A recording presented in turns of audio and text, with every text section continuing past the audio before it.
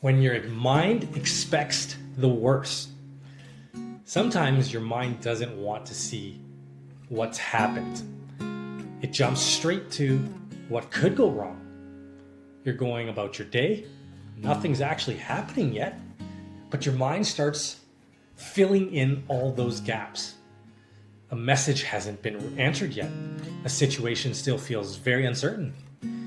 You think it's possibly nothing, but then another thought creeps in. But what if this turns into something? And now you're already ahead of something that hasn't even happened yet. It builds quietly, but you don't notice it right away. You think, I just need to be a little bit more prepared. Then another thought creeps in. I don't want to get caught off guard. So your mind starts running scenarios. What if it does go wrong?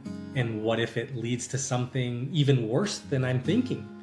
And suddenly, you're reacting to something that isn't even real.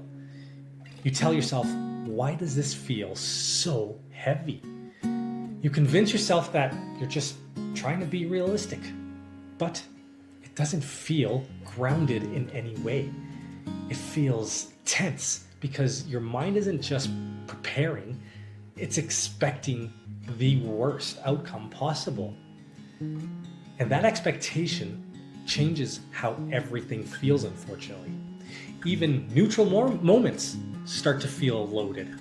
You think, what if I'm right about all this? And then another thought creeps in again.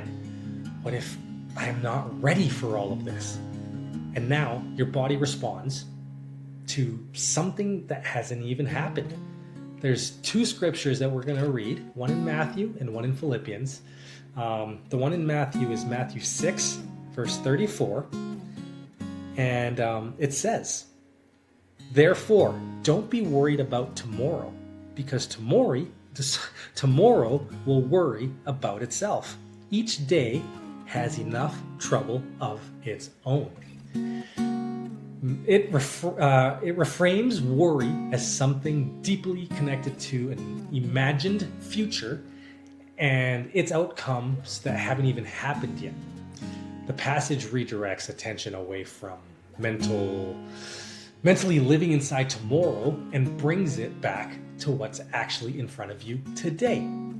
It shows that anxiety often grows when your mind continually moves ahead of the real circumstances. And then the next passage is in Philippians, and it's Philippians 4, verses 6 through 7. And we've read this one already, but it says, don't worry about anything, but in everything, through prayer and petition, with thanksgiving, present your request to God. And the peace of God, which surpasses all understanding, will guard your heart and mind in Jesus Christ. Essentially, it's redirecting anxiety or anxious thinking away from trying to control every possible outcome and towards bringing those fears somewhere else outside of yourself. The passage introduces peace as something that can guard your inner state, even before the situation actually is resolved. Like it said in verse 6, verse 7, that the peace of God, which surpasses all understanding. We cannot comprehend the peace that we are praying for. It presents calm as not as a result of clarity, but as something steadier that remains present in the middle of all of the uncertainty. Your mind expects the worst because truly it's actually trying to protect you. But expecting the worst doesn't prepare you at all. It actually pulls you into something that isn't real yet.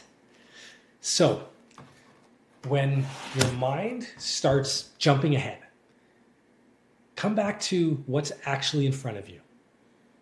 Not what could happen, just what is. because most of what your mind fears actually has not happened yet. Hope this one helps too.